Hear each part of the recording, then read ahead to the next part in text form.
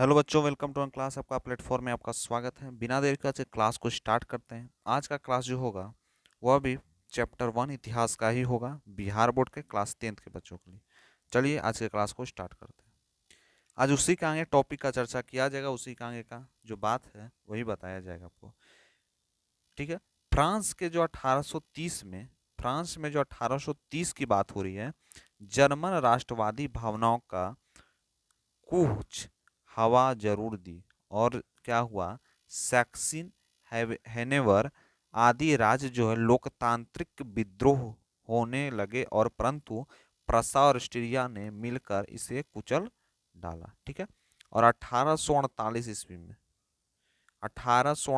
ईस्वी में फ्रांसीसी क्रांति ने जर्मन राष्ट्रवाद को एक बार फिर भड़का दिया, और दूसरी तरफ इस क्रांति ने मेटरनिक के युग का अंत भी कर दिया। यह जो क्रांति हुआ, यह जो है मेटरनिक युग का अंत कर दिया।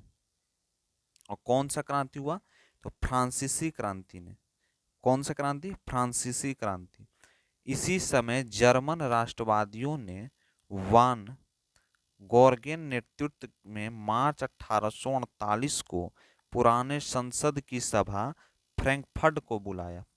मार्च 1848 में क्या हुआ, जो पुराने संसद की जो सभा है फ्रैंकफर्ट को बुलाया, और जहां पर वह निर्णय लिया गया कि प्रशा के शासन फेडरनिक विलियम जर्मन द्वारा नेतृत्व करेगा, और उसी के अधीन समस्त जर्मन राज्य का एकीकरण किया जाएगा, और लोकतांत्रिक वैधानिक राजस्व के शासन सिद्धांत को अपनाया जाएगा। और परंतु फ्रेडरिक को एक निरंकुश एवं रूढ़वादी विचारों का शासक था। यानी निरंकुश और रूढ़वादी विचार का शासक कौन था, फ्रेडरिक। ठीक है। इसी व्यवस्था के मानने में इनकार कर दिया, क्योंकि वह स्पष्ट ऑस्ट्रिया संघर्ष को बचाया जाता था, और जर्मन कुछ अन्य दक्षिण राज्य के एकीकरण के समय प्रस्ताव के विरोध में आए थे। और इस जो गतिरोध हुआ, इससे जो एकीकरण हुआ, उस मार्ग में अवरोध हो गया। क्या हो गया, अवरोध हो गया। और साथ ही जर्मन राज्य के विद्रोह ही स्थिति पैदा, अवरोध बने, रुकावटें हो गई, और जर्मन राज्य के विद्रोह की स्थिति पैदा हो गई, और ऑस्ट्रिया और प्रशा मिलकर दावा कर दिया। क्या किया, दावा कर दिया। ठीक है। उसके बाद जो हुआ कि प्रशा अब तक समझा चुका था कि जर्मन एकीकरण के नेतृत्व में हो सकता है, इसलिए उसने सैन्य शक्ति बढ़ाई, माने सेना की शक्ति को बढ़ाया। सैन्य शक्ति यानी सेना की शक्ति को बढ़ाया। ठीक है। और बीच में फ्रैंकफर्ट के देहांत हो गया, और बीच में फ्रैंकफर्ट का जो है देहांत हो गया, और उसका भाई विलियम प्रशा शासक बन गया।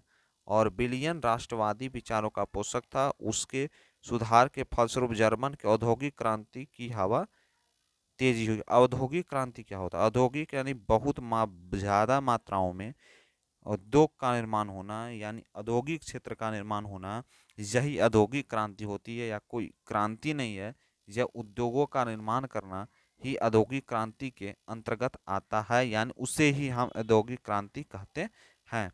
इसमें बात हो रहा है सुधार का, और जर्मन राष्ट्र की एकता में बांधना के प्रयास किया, यानी बांधने का प्रयास किया।